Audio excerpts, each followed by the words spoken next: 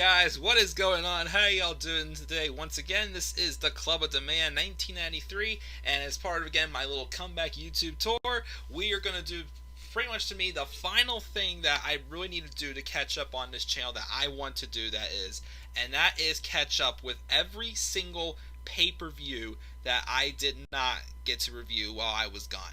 Now, the only two ones that I'm definitely not going to review is Crown Jewel and Super Showdown.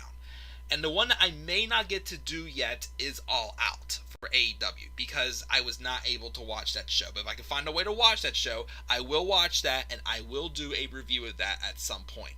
But of course, with me having OBS now in a new format, obviously I want to spice things up, make some graphics and whatnot. So this is kind of going to be how the structure is going to look for whenever I do review pay-per-views from now on, whether it's for WWE, NXT, or AEW, NXT UK. This is how it is going to be. So basically, the logo to my left, the wrestlers who are involved in the matches or the show down below me. Like, I've tried to put some ones that are kind of primarily involved for this show. And of course, there's a title on the line or a special stipulation, really.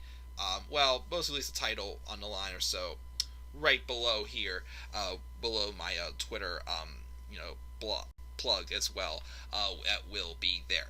So again, guys, this is a new sub. This is a new format. Again, this is, according to my list, I think I have 16 pay-per-views I'm going to be reviewing to catch up on. Hopefully I get these again with me having some extra time now, me being off work because of the coronavirus. Hopefully I will be able to catch up on these pretty quickly, and we could be almost back to normal, basically, for this channel. Of course, there's other stuff I still want to do over this channel, but as far as catching up, this is really the last thing I can think of right now that I need to do. So, without any further, let's talk about NXT TakeOver Toronto 2 from August 10th, 2019 at the Scotiabank Arena in Toronto, Ontario, Canada. Of course, this is the second NXT TakeOver to take place in Toronto. The last time we had one was Survivor Series weekend back in November of 2016, which was one of my favorite takeovers that year for sure. That show, I think we had Shinsuke Nakamura and Samoa Joe in a rematch for the NXT Championship. I believe we had Asuka and Mickie James. We had the finals of the Dusty Rhodes Tag Team Classic with AOP and TM61. Forgot about that tag team. Who could forget the match of the year? One of the best tag matches I've seen between the Revival and DIY. We also had Robert Roode taking on Ty Dillinger as well in a really good match. Remember Glorious 10. And let me see here, did I miss something? I think that was all the matches. I may have missed one. If I did, I apologize. But that was the last one. This show, I thought this was a great show. I'm not going to give it a grade as high as I was probably back then, because I really enjoyed the matches on this show, but I think the results and the moments, I was a tad bit disappointed, I think. And I think the reason why was because this was around the time where, the prophecy for the entire Undisputed Era being draped in gold was being pushed. And I felt this was the show they should have at least, achieved that, or at least taken a step further with it. Because going to the show, Adam Cole was the NXT champion. And we had Roderick Strong going after the Velveteen Dream's North American Championship. And we also had the Undisputed Era going after the Street Profits tag titles. So, obviously, that was probably the biggest story going into this show. But I think because we didn't really quite get there, I think that kind of hurts the grade for this show just a little bit. But it was still a great show. It was a very fun show to watch. That main event, though, I think that main event was my match of the year within WWE and NXT. That was my number one match of the year in all professional wrestling I'd watched last year was definitely Cody Rhodes and Dustin Rhodes at Double or Nothing. But if I was saying, within the WWE circle, W and NXT combined, that is, in NXT for sure, this would have been the main event of this show. I think was my match of the year. And of course, if you want to talk about main roster, I still would say Kofi Kingston and Daniel Bryan was my match of the year on the main roster. last year from WrestleMania 35. But I talked enough about shows that have nothing to do with this. Let's get into this and let's talk about NXT TakeOver Toronto 2.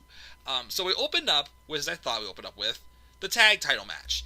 It was the Street Profits, Montez Ford, and Angelo Dawkins taking on Undisputed Era's Kyle O'Reilly and Bobby Fish. Now, of course, again, this is, in the midst of, the Undisputed Era trying to, be completely draped in gold and fulfill that prophecy for sure. And the match was still a great match for sure. The Street Profits had won the tag titles back at TakeOver 25 in that ladder match, which I think that was probably my tag match of the year, that ladder match between the Street Profits, Undisputed Era, Oney Lorcan, Danny Burch, and the Forgotten Sons. Freaking awesome ladder match. NXT ceases to never disappoint with ladder matches. Like, that's like their big bread and butter go-to match for sure. If you want a freaking awesome match with them, they're able to put on classic ladder matches. But obviously, I didn't want to see the Street Profits lose quite yet. But I knew that, they had to, strike while the iron is hot for the Undisputed Era. Not that, it was too late when they did. It's just that it would have helped this show a little bit if they would have gotten one of them. But obviously, they still wanted to build up, Angelo Dawkins and Montez Ford for sure. And, why have them win the tag titles? I mean, I think they had like one or two title defenses, like after they won the titles at TakeOver 25. I can't remember for sure, so don't quote me on it. Or they've at least had, just like non-title matches and we're picking up wins. But obviously, if you really want to solidify yourself as a top tag team, you gotta beat the best. And they beat the Undisputed Era in this match. But they did kind of have like a little bit of like a little flop to kind of continue the story going there, as the referee did kind of miss a silent tag, a sneaky but silent tag done by Kyle O'Reilly and Bobby Fish that prevented, the referee didn't realize it, but prevented Dawkins and Ford to retain the tag titles, but they pinned the wrong person, which led to them, I think like it was like 2 weeks or so later. It was right before NXT went live on USA, because they saved the North American title match for the main event of that show. But Angelo Dawkins and Montez Ford obviously could have used a little bit more of a boost and gotten a win over an Undisputed Era. I just personally felt, they maybe could have not done it at a pay-per-view. They could have done it on just an episode of NXT. But, it still gives a nice rub for a pay-per-view. So it's still a positive, but again, it's just missing out on taking the next step with the Undisputed Era and kind of just like, just having both, the matches result in the results that, they have their reasons to, get a rematch. Both on a pay-per-view, to me, it was a little off, I felt. But, still a great tag match. Still a great way to open up the show for sure. And again, the Street Profits retain the titles. Now, the second match that took place here was this match between Candice LeRae and Io Shirai. Just a one-on-one singles match for the women. And I thought, this to me, besides that main event, which again was probably my match of the year, if it wasn't for that, this match right here put up a great case to be considered match of the night, and definitely one of the best women's matches of the year. Now, this was not originally planned though. I had heard rumors around this time that apparently, if Kairi Sane, the plan always was for Io Shirai to turn heel. NXT needed another, top heel. And, we had Bianca Belair, but Bianca Belair at the beginning was kind of turned into a babyface role, but she kind of stayed like a tween role. But the thing about Bianca Belair, I've always said, is Bianca's an awesome wrestler, but I feel like the character was slightly missing something, I felt. Like whenever she was not undefeated anymore, she had to, develop some type of other character. Kind of like, how Asuka needed to do that whenever she had suffered her first loss. But yeah, it kind of set her into a big downward spiral, and, we talked about that how many times. But anyways, the plan was always for Io Shirai to turn heel. But she was not supposed to face Candice LeRae this takeover. The original plan was for her and Kairi Sane, which is a dream match of mine, to happen on this show.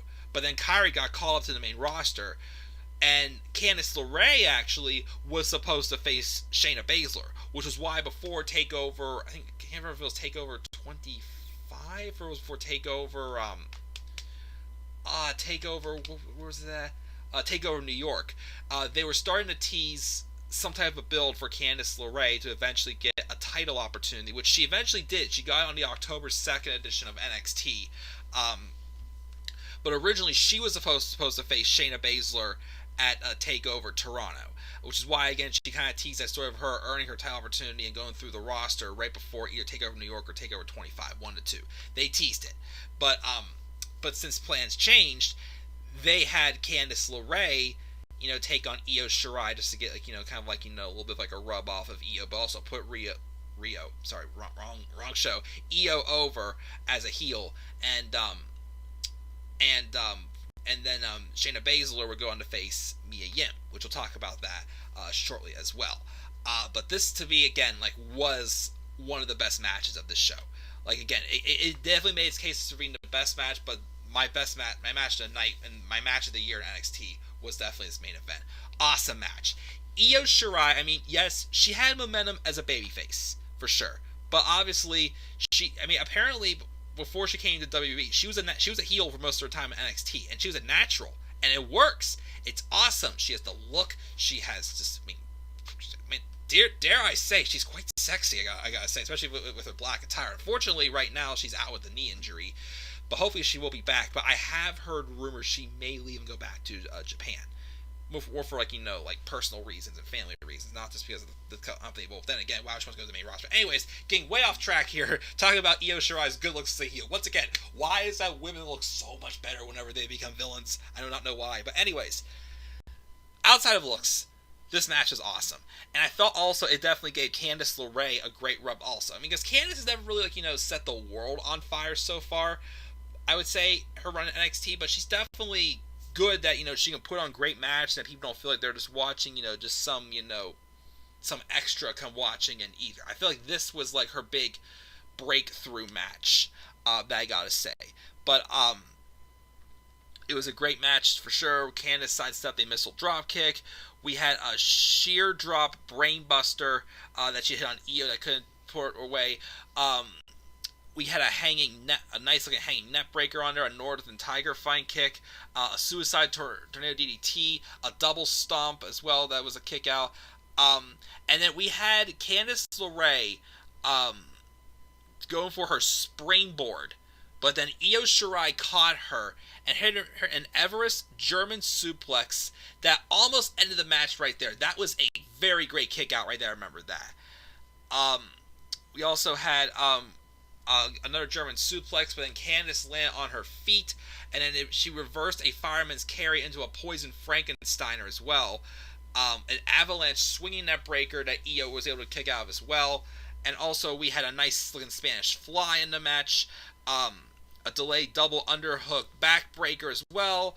But we also had Io hit her patented moonsault, which I still think any moonsault she's done off the top of a steel cage, whether it was in the steel cage match against Shayna when she turned heel, or in the NXT TakeOver War Games match, which I wanted to see happen. Thank you, Io, for doing that. Candice kicked out of the moonsault, which then led to Io debuting a submission. She then get it was like kind of like a Koji clutch, but I think that they were calling it just a modified triangle choke. Basically, it was like a Koji clutch she put on that got Candice LeRae to win by submission. Awesome match though. Again, Io Shirai was definitely being set up to be the top heel, since obviously Shayna Baszler's time was winding down, starting to wind down in NXT for sure. So they need another top heel, and Io Shirai was right on track to do that. Unfortunately, after War Games, she suffered that knee injury, and she's been out since. I think there's a chance she may be back. Well, then again, TakeOver Tampa's canceled, from what I've heard. I don't know when it's going to be made up, or if they're going to make up another takeover or whatnot. But Io Shirai, I think is definitely going to be a top heel for sure, and kind of be a good, or at least be a good heel for Rhea Ripley in the feud over the NXT Women's Championship. I feel like that was probably going to be a feud they're going to do right after TakeOver Tampa if that would have happened. But still a great match. Definitely put Io over as a heel for sure.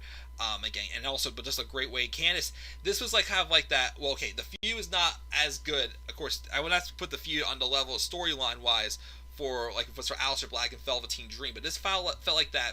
Velveteen Dream lost that match at TakeOver War Games 1 when he feuded with Aleister Black, but he still looked strong in the loss and got over. I feel Candice got more over in this loss also as well, because they made her look excellent. And again, they adapted to because like I said, this was not the original plan. It was supposed to be Kairi and Io, but it went with Io and Candice instead, and to me it still worked. Great match, great way to put Io over, and a great way for Candice to look great in a loss as well, which was awesome.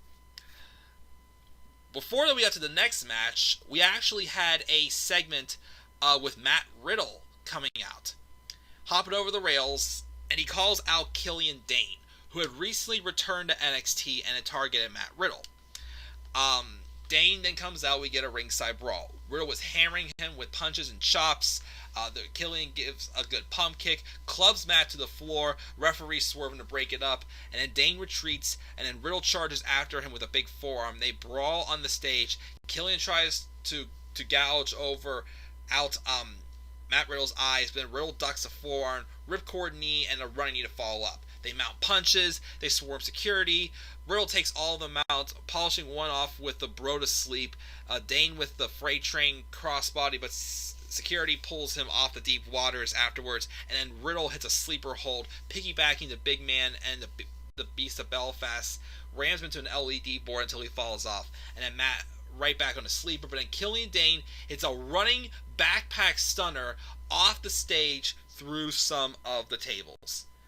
Obviously, it's set up for them to have like a brief couple of matches. I think they already had one at this point, but another match they had, I think, on the first live edition of NXT on September 18th. But this was definitely a good feud to put over Matt Riddle. I didn't think it benefited Killian Dane too much. I mean, yes, I'm glad Killian Dane came back to NXT because I felt like he was just a big missed opportunity up on the main roster. And I'm sorry I forgot to make a graphic for this, by the way. I know we still have Candice and Io down here, but I feel like they really haven't gone as all out with him like they did before when he was with Sanity. Because especially that second War Games match, I thought, the first War Games match, I'm sorry, I really thought that that Killian Dane was the star of that match, making him look like a freaking beast. On the main roster, you expected him to be, like one of the guy like Vince McMahon just drooled over, but instead they didn't give him the chance. But I don't know. I feel like he has taken a step back for sure since coming back to NXT. I mean, he was in the feud with Pete Dunne and Damian Priest going into War Games 3, but afterwards it's like he's not really doing much, which I'm surprised. But this is a nice brawl for sure. I enjoyed this. To be able to get both these guys on there as well. We also this is when Austin Theory was shown in the front row. And he eventually was. He's now in NXT for sure, and he's still getting started, getting the wheels going for him. But it's good to see him in NXT as well. The third match we had though was a triple threat match for the North American Championship. It was Velveteen Dream taking on Pete Dunne and Roderick Strong. Story for this match, kind of like Roderick Strong again going after the North American Championship, with as he's trying to accomplish the goal of becoming of fulfilling the Undisputed Era's prophecy of being all draped in gold. And around this time, Pete Dunne had returned back to NXT full time after getting NXT UK started as well. So he didn't really have anything else to do in NXT UK. And I can't remember if it's because of his history with Roderick Strong or if he had pinned Roderick Strong recently in a match or so, but he earned his way into this match as well. Honestly, again, I could kind of forgive, having the Street Profits win on this show and not Undisputed Era.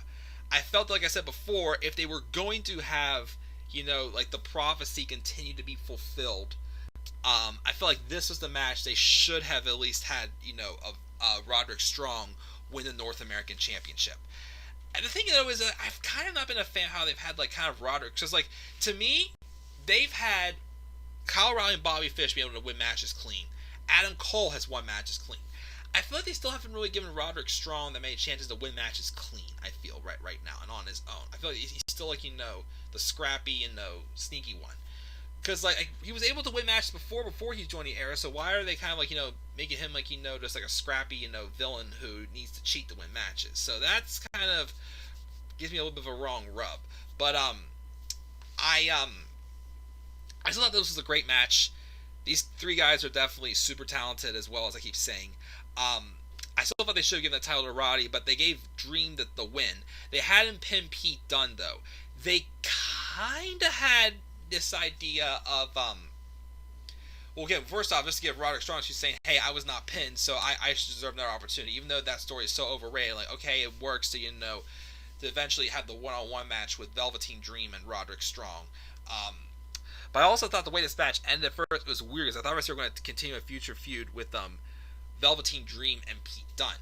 But that was not the case. They did, as they eventually, on September 18th, Velveteen Dream dropped North American Championship to Roderick Strong. And shortly after that, Velveteen Dream was written off TV for 5 months because of a back injury.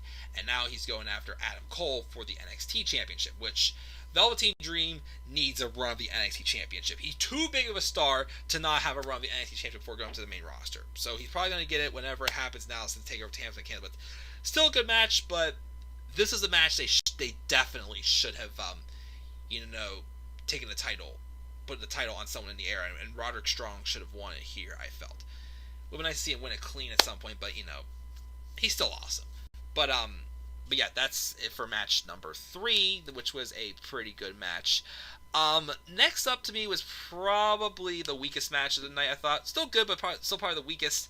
Shayna Baszler and Mia Yim.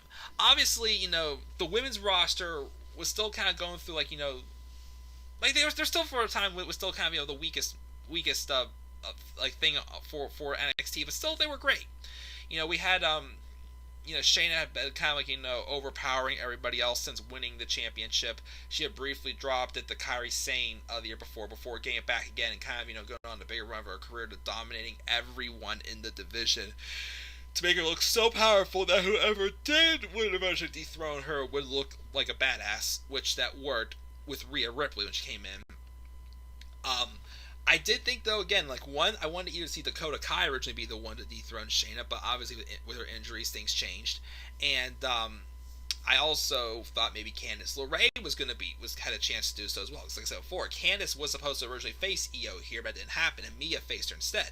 And Mia was good.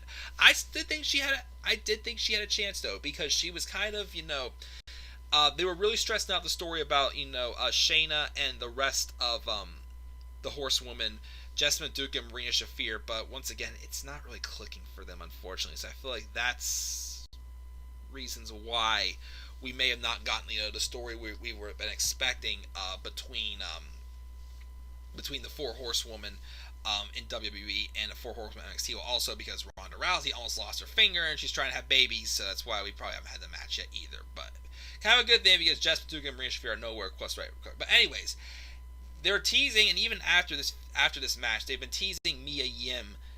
They were teasing her to be joining.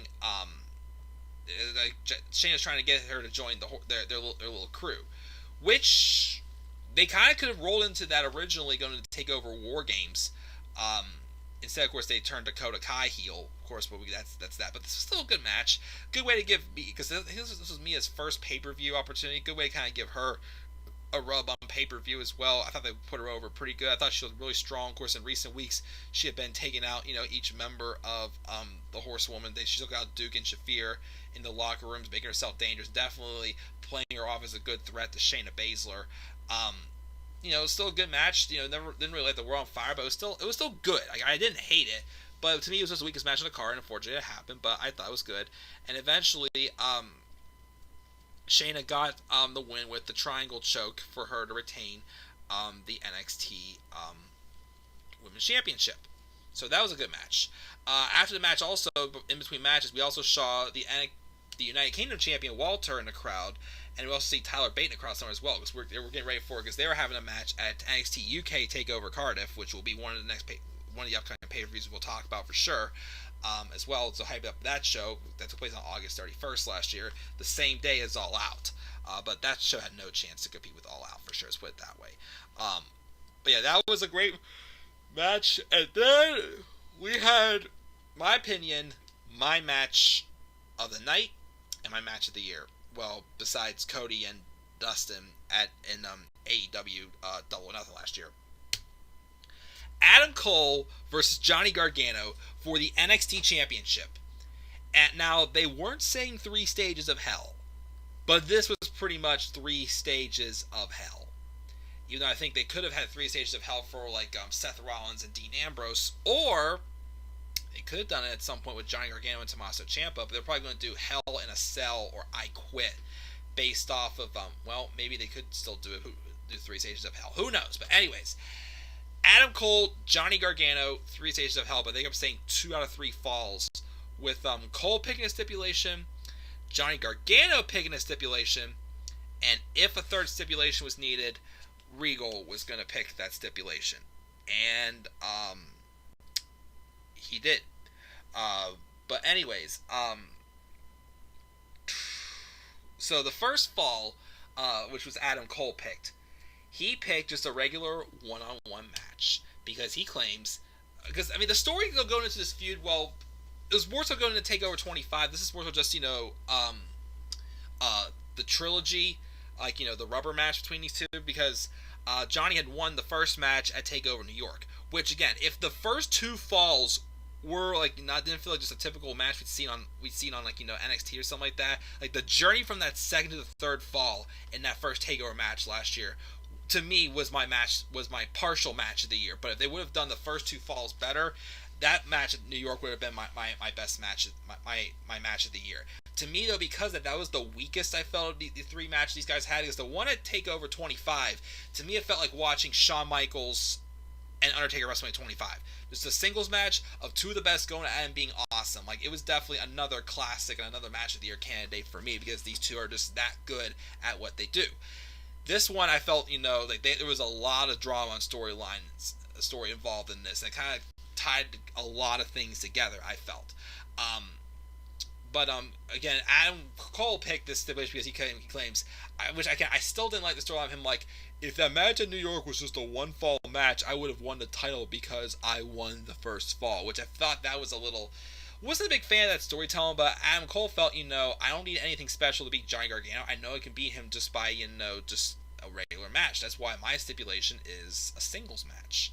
So they had that, and what I liked about this first fall is that Johnny Gargano, even though he was the babyface in this match, kind of teased that dark side again, showing that yes, even though he went to that dark side, become Tommaso Ciampa, being obsessed over trying to stop Tommaso Ciampa, he kind of liked being bad, as he said.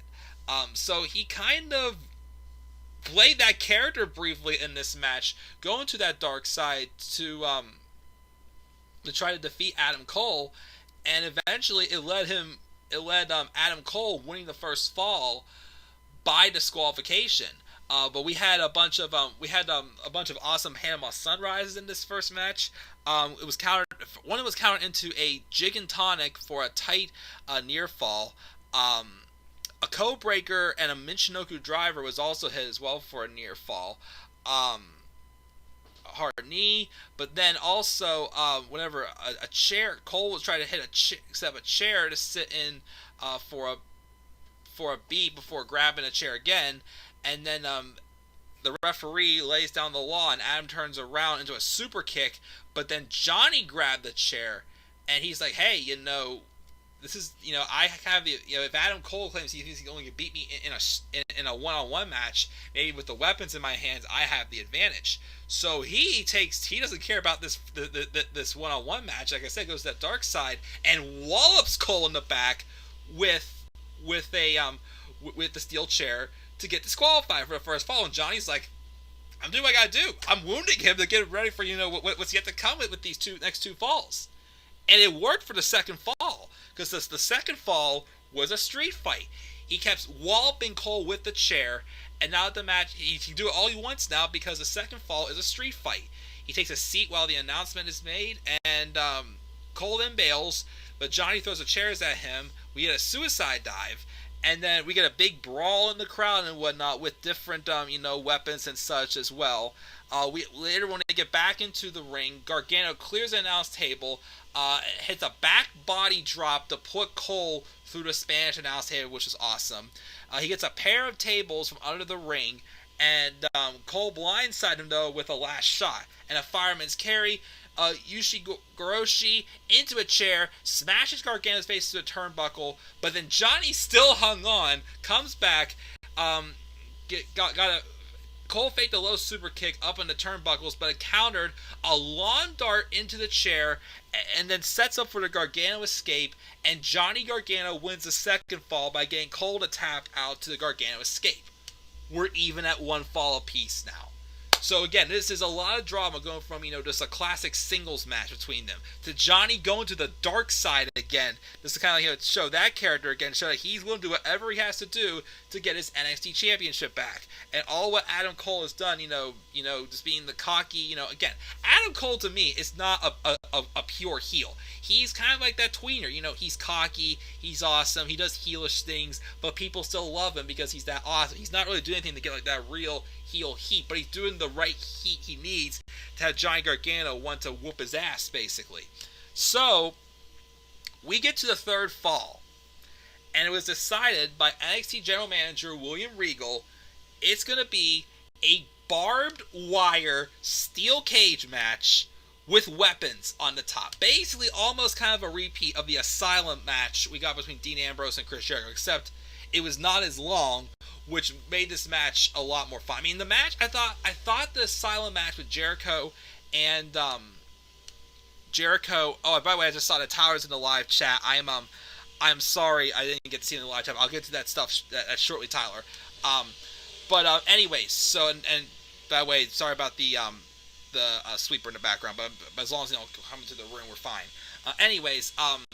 But we get to this third fall. Again, like I said before, I did like the Asylum match at Extreme Rules in 2016. I felt it went on for just a tad too long. That's why it went hurt. But this I thought was awesome. So we get slugging forearms. Johnny gets a discus lariat. A stereo super kick left both men lying. A kendo stick assistant lung blower. Still not enough. Tornado DDT into the chairs. That was not enough at all. More kendo stick shots. Johnny decides he wants to climb and get a sledgehammer.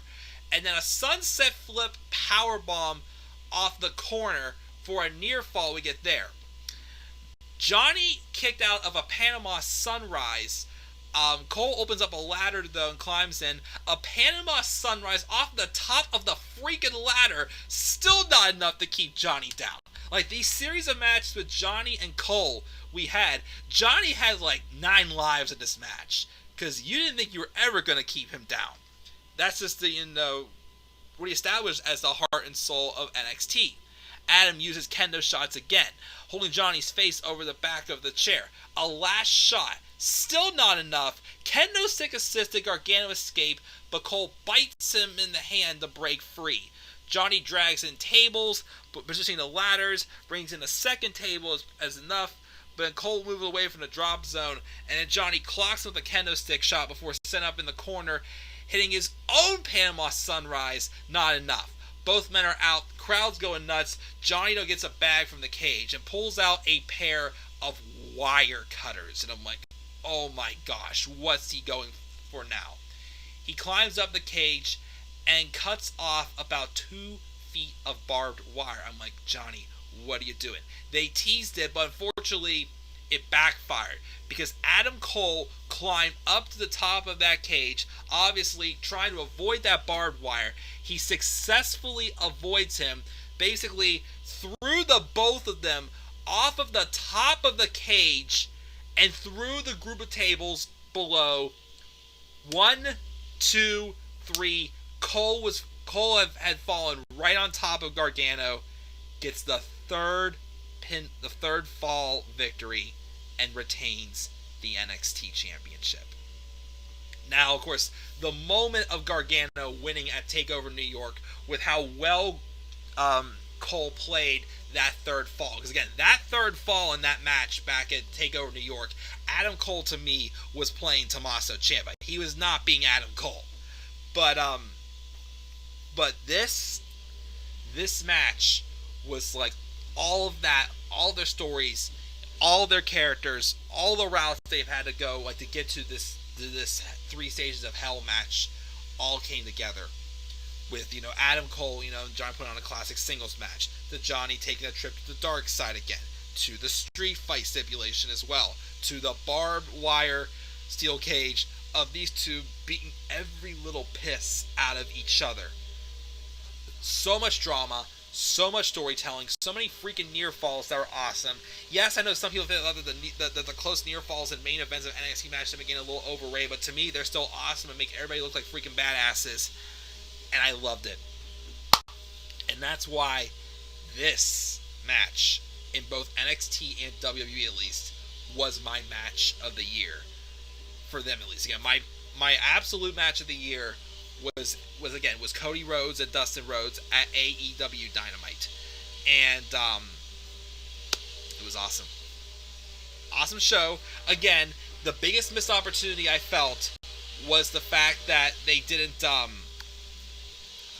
have any other members of the Undisputed Era get any gold in this show, which I felt hurt this show a little bit.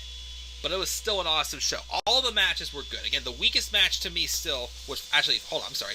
We have an outro, which is just what we have in the intro again. I'm sorry. Anyways, but this is still a great show. I gave it a B+. I originally gave it an A-, but because I felt they did not, at least, take things to another level besides showing that, each member of the era who didn't win gold still had a reason, has reasons to get a rematch. I still felt at least one of them should have taken gold at some point on this show. I give it a B+, because the wrestling matches were still awesome. Again, the weakest match in the show was the NXT Women's Championship match between Shayna and Mia, but that was still a great match. We had a great opener for the tag titles. Candice and Io, I thought almost stole the show if it wasn't for Gargano and Cole. The triple threat also for North American title match was still a great match. So, still an awesome show. Still a fun show. I enjoyed it. Again, I'll give it a B+. So let's check the live chat before we go off the air right here, and I'll be back up here in a little bit for my SummerSlam review. What's up?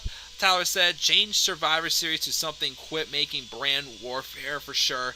2019 was a bad year because of the stupid wild card rule for sure, and Goldberg killed Dolph at SummerSlam, and Dolph get the tag team title at Clash of Champions.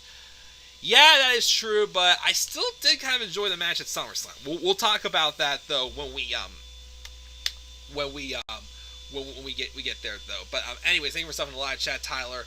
Again, I gave TakeOver Toronto a B+, and again, this is the beginning of me trying to catch up on pay-per-views I didn't get to review before my channel got taken down for a while.